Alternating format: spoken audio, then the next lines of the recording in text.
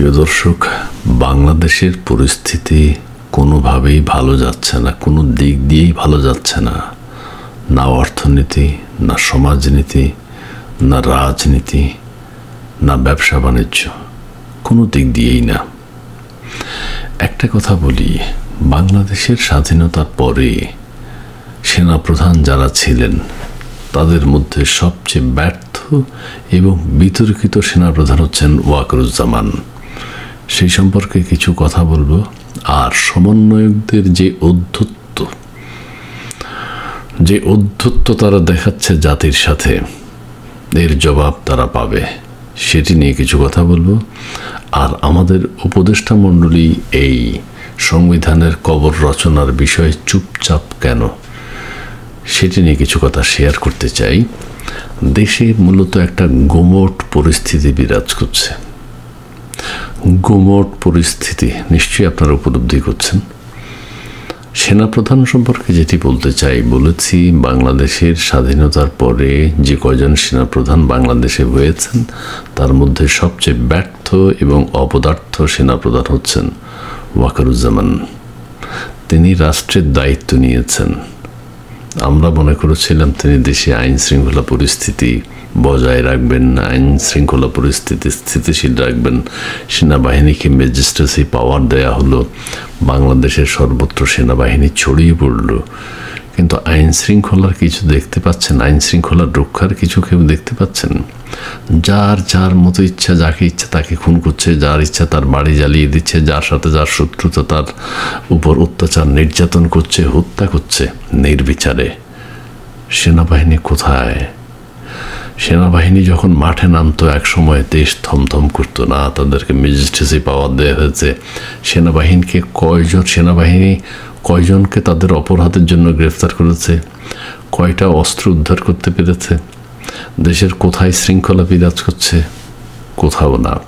কাজেই বলা যায় দেশের এই দুঃসহ, দেশের এই জটিল মুহূর্তে সেনাবাহিনী তাদের ব্যর্থতার পরিচয় দিয়েছে।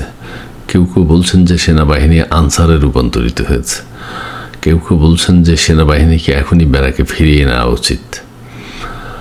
এই গেল সেনাবাহিনীর কথা। কাজেই বলা যায় যে সেনাপ্রধান নাকি এখন দেশ ত্যাগ করতেও চাচ্ছেন, শোনা যাচ্ছে, আমি কনফার্ম না, কিন্তু শুনতে পাচ্ছি। তিনি সামাল দেবেন কিভাবে? তিনি যে ব্যর্থতার পরিচয় দিয়েছেন এবং এক ধরনের রাজনৈতিক দলের সাথে তার ঘনিষ্ঠতা 5ই আগস্ট থেকে আমরা দেখতে পাচ্ছি। সেই দলের সাথে তাদের ঘনিষ্ঠতা, সেই দলের সাথে তাদের উঠা বসা, এটা তো বাংলাদেশের মানুষ মেনে নিতে পারে না।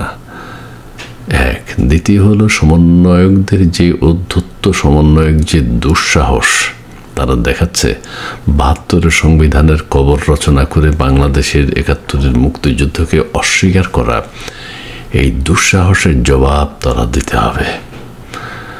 সুদে আসলে দেশবাসী, দেশের জনগণ এর প্রতিশোধ নেবে, এর খেসারত তাদেরকে দিতেই হবে।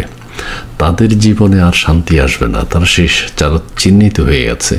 তারা যেখানেই যাবে এখন ধরা খাবে, তারা যেখানেই যাবে এখন মার খাবে, তারা যেখানেই যাবে তাদের নিজেদের অন্তর দ্বন্দ্বে জড়িয়ে পড়বে, নিজেদের মধ্যে হাতাহাতি, মারামারি। আপনারা চট্টগ্রামে দেখেছেন তাদের দৃশ্যটা কি। তাদের নাগরিক কমিটি যেখানেই করতে যাবে সেখানে তারা ধাওয়া খাবে, পাল্টা ধাওয়া খাবে, তাদের নিজেদের মধ্যে সংঘর্ষে তারা জড়িয়ে পড়বে। সংবিধানের কবর রচনা করা, মুখ দিয়ে উচ্চারণ করেছে, কিন্তু কোনোদিনও বাংলাদেশে সম্ভব না। কোনোদিনও বাংলাদেশে এই কার্যক্রম, সংবিধানের 72-এর সংবিধান বাতিল করা সম্ভব হবে না। আমাদের উপদেষ্টা মণ্ডলী এখন দেশে যে অস্থিতিশীলতা বিরাজ করছে, এই সমন্বয়কদের অধ্যত্বপূর্ণ আচরণ, বিভিন্ন সভা সেমিনারে তাদের বিশৃঙ্খল কথাবার্তা, উশৃঙ্খল আচরণ এবং দেশবাসীর সাথে বেয়াদবি করা, এইসব কারণেই দেশ আজ বিশৃঙ্খল পরিস্থিতি বিরাজ করছে দেশে। আর উপদেষ্টা মণ্ডলীও কিন্তু এই সংবিধানের রচনা, কবর রচনার ব্যাপারে কোনো কবিতা পড়ছেন না, এই ব্যাপারে কোনো কথা বলছেন না।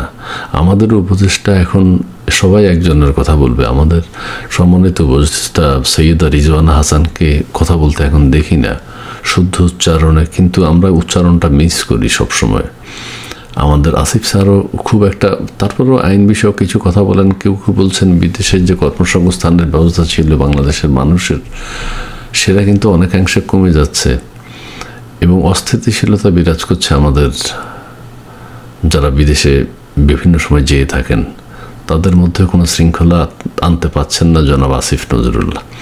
কাজে আসিফ নজরুল স্যার এবং আমাদের সৈয়দা রিজওয়ানা হাসান প্লাস অন্যান্য উপদেষ্টা মণ্ডলী যেভাবে কথা বলছেন, তাদের যে আচরণ, এত বড় সচিবালয় পুড়ে গেল সেটা বলে লুজ কানেকশনের জন্য হয়ে গেছে, এই একটা। তারা নিজেরা পুড়িয়েছে অনেকেই বলছেন। ভারতের সাথে আমাদের এত দাদাগিরি দেখানোর তো দরকার নেই। বর্ডারে আমাদের অনেকে উশৃঙ্খল আছেন, অনেক বিশৃঙ্খল আচরণ করেন, সেখানে আইন শৃঙ্খলা মানতে চান না। ভারত বাংলাদেশ যাতে আমাদের ফ্রেন্ডশিপ থাকে দুই দেশের মধ্যে, সেই জিনিসটা করা উচিত। ভারতের বিরুদ্ধে আমরা কথা বলে বলে আবার ভারত থেকে চাল ডাল পেঁয়াজ এগুলো এনে থাকি।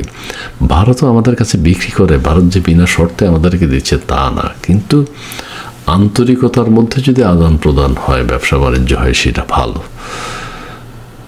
আমরা নেগেটিভ প্রচার করে যাচ্ছি ভারতের বিরুদ্ধে। ভারতের পক্ষে আমরা কেউ না, আমরা সবাই বাংলাদেশের পক্ষে। কাজেই প্রতিবেশীর সাথে, আমি আমার বাড়ির প্রতিবেশী যিনি আছেন তার সাথে আমি সবসময় জোরে কথা বলবো না, তার সাথে এক ধরনের সৌহার্দ্যপূর্ণ সম্পর্ক রেখে চলতে হবে। কখন কে বিপদে পড়ি, একে অপরকে যাতে সহযোগিতা করতে পারি, সেই জিনিসটা থাকা উচিত। কিন্তু আমরা আমাদের এই দিক দিয়েও কিন্তু আমরা সীমা লঙ্ঘন করে ফেলছি। ভারতের বিরুদ্ধে কথা বলতে বলতে আমরা কিন্তু অতিরিক্ত করে ফেলছি, মাত্রাতিরিক্ত। কাজে ভারতের সাথে আমাদের একটা সুসম্পর্ক, আন্তরিক সম্পর্ক আমার মনে হয় আমাদের পররাষ্ট্র মন্ত্রণালয় বা পররাষ্ট্র উপদেষ্টা যিনি আছেন তার নেতৃত্বে হওয়া উচিত। আর আমাদের পাঠ্য বইয়ের কথা বলবো। পাঠ্য বইয়ের বিগত সরকার ভালো করেনি, বা ভালো করলে তো স্বীকারও করবেন না, ভালো করেনি, কিন্তু আপনারা ভালো করেন না। আপনারা 1 তারিখে বই দেন, জানুয়ারি মাসের মধ্যে বই দেন। এখন প্রধান উপদেষ্টা বলেছেন আগামী মাসে। আমাদের শিক্ষা উপদেষ্টা যিনি আছেন তিনি বলছেন কবে কখন ছাত্ররা সব বই পাবে আমার জানা নেই। আচ্ছা, এটা কোনো কথা হইল? উনি শিক্ষা উপদেষ্টা, উনি জানেন না, তারপরেও গুছিয়ে কিছু সমস্যা যদি হয় সেটা গুছিয়ে একটা আশা তো উনি দিতে পারেন যে এতদিনের মধ্যে আমরা টার্গেট করছি। এখন কেউ বলছেন আরও 3 মাস লাগবে।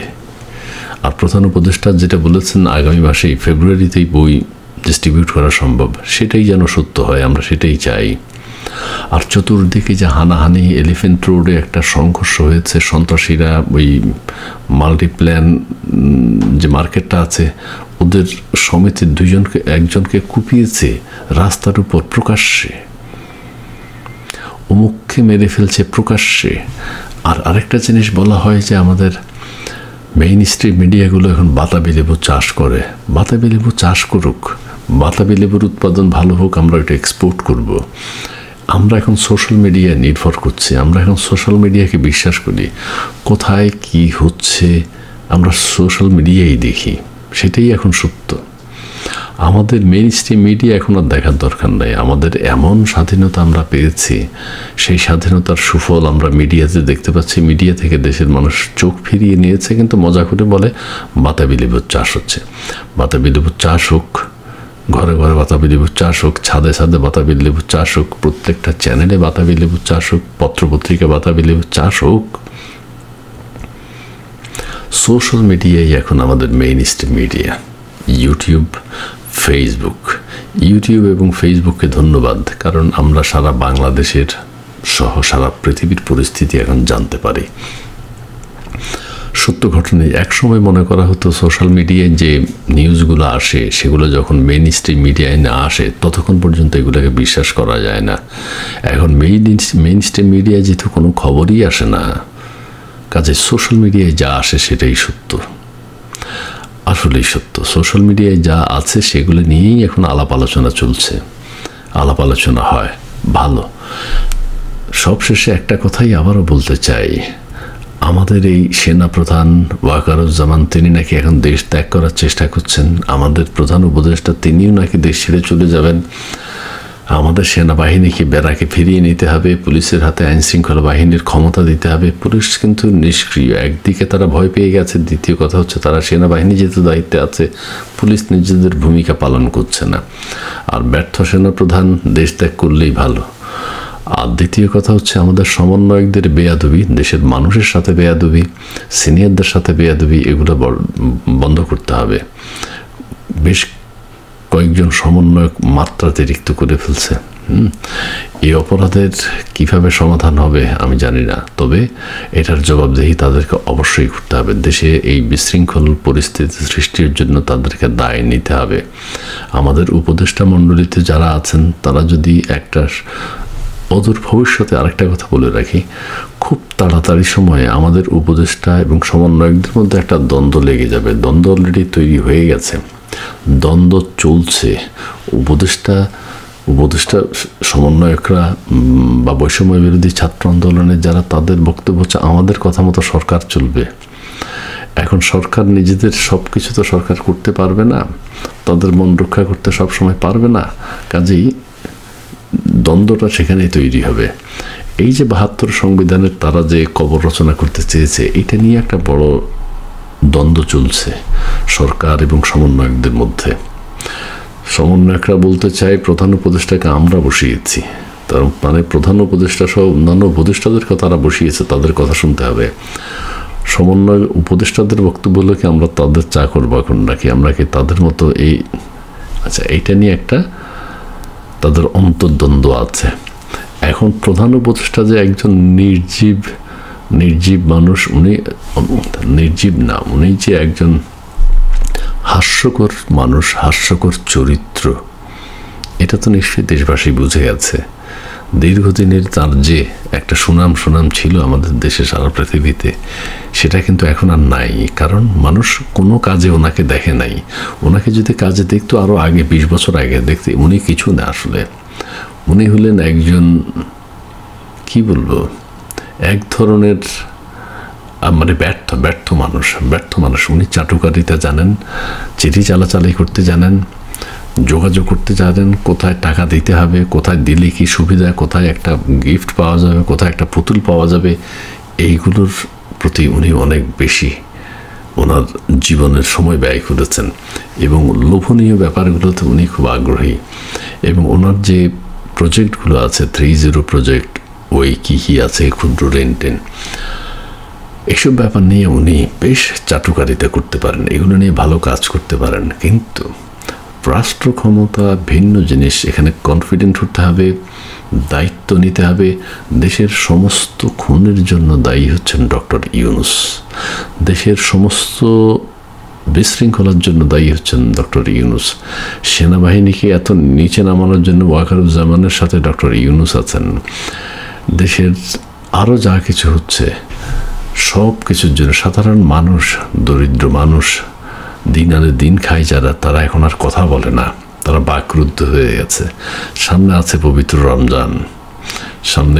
রমজান, সেই সময় বাজার পরিস্থিতি কি থাকবে না থাকবে, সেই সময় কিন্তু মানুষের ডিমান্ড অনেক বেশি থাকে, সব কিছুর জিনিসপত্রের ডিমান্ড থাকে, সেই সময় বাজার নিয়ন্ত্রণ করা। এখন আবার এই যে ভ্যাট ট্যাক্স বাড়িয়ে মানুষের মধ্যে একটা হতাশা, অস্থিরতা তৈরি করেছে।